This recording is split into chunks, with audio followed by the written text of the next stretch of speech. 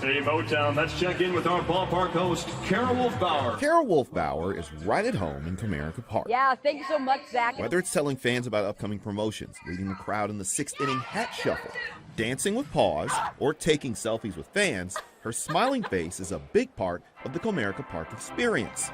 However, if you ask her, she's simply living the dream. I think I told you I grew up a Tigers fan, and I grew up like 2010s-ish, really coming to games. So it kind of feels like sometimes I'm a fan again, like a little kid being that fan. When a fan comes up to you, I'll have like a little girl come up and talk to me, and I'm like, I was you like 10 years ago, 10 years ago. The 24-year-old St. Clair Shores native has been the in-game host during Tigers and Red Wings games for the last 2 years. And while she has a lot of fun with the Wings, baseball is her true love. My family had me throwing and playing catch when I was like 3 or 4 years old. So then probably actually started playing, I don't know, probably when I was like 6, like actually playing decently. So I played till I was 21. Yep. Kara grew up playing softball and baseball.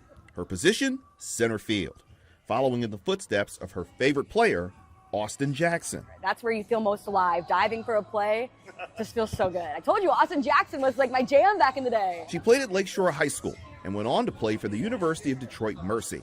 So what kind of player is Kara Wolfbauer? I liked to play fast, or try to play as fast as I could. I wasn't really a big power hitter. I was very contact, get on base, and I just loved being out in center field and tracking down balls. That was my favorite. Her journey with the Tigers started as a little girl, when Kara would come to games with her family.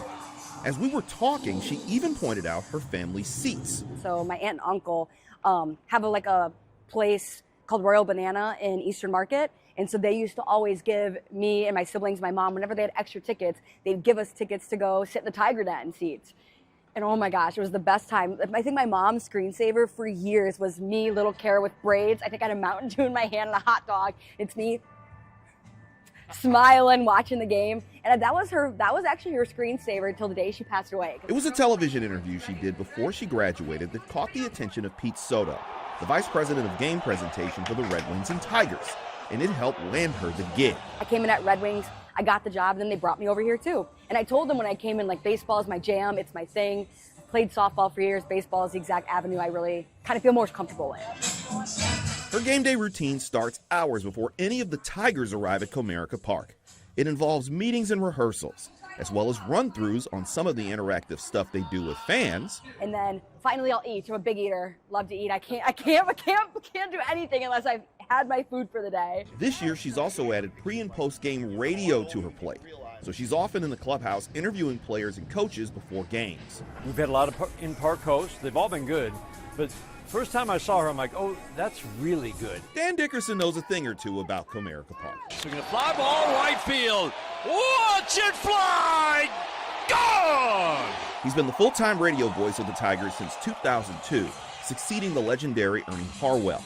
When I asked him about Kara, one thing jumped out about her. Her personality comes through. It's not easy to be in the ballpark and you're up on this gigantic screen, right? Right. She is so natural. Her personality shines through. She is like the most welcoming. I've seen a lot of in-park hosts around the league. Kara replaced Daniela Bruce, who works as a sideline reporter for FanDuel Sports Network. And according to Dan, she hasn't missed a beat. But she is working her way into a bigger and bigger role on radio, and that's a big change from being in-park host to being, doing the post-game interviews. It's fun to watch. She's very talented. On this particular night, she couldn't go more than 50 feet without getting stopped for a hug or a selfie, or even playing rock, paper, scissors. Rock, paper, scissors, shoot! With PA announcer Zach Linfeld. Rock, paper, scissors, shoot! Oh my God. I took the job! And she's got some regulars at the stadium as well. Penny! This one guy has his dog Penny. She shows up, and every day I give Penny lots of hugs and kisses. It's like my game day routine. It's my superstition. I kind of feel like a bridge between them versus what's on the field. I'm like the closest step they can get to be able to actually interact. Before she ran off to handle another wild game day, I asked her what she would say to young Kara sitting in the seats at Comerica Park. First off, I don't think she'd believe me. I think she would think I'm crazy. Honestly, I thought it was a crazy thing to even think it could be a possibility like 3 or 4 years ago. So the fact that it's happening now is nuts. Pinch myself every day. At Comerica Park, I'm J. Scott Smith, for Local 4.